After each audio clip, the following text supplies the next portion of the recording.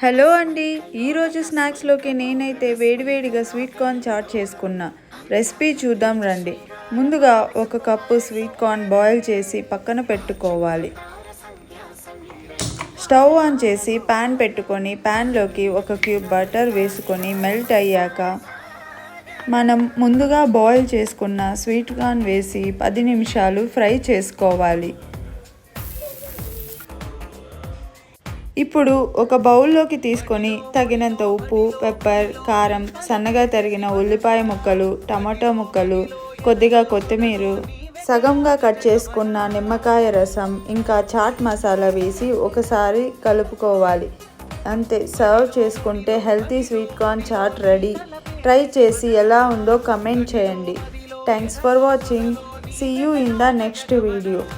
మీకు ఈ వీడియో కనుక నచ్చినట్లయితే నా ఛానల్ని సబ్స్క్రైబ్ చేసుకోండి.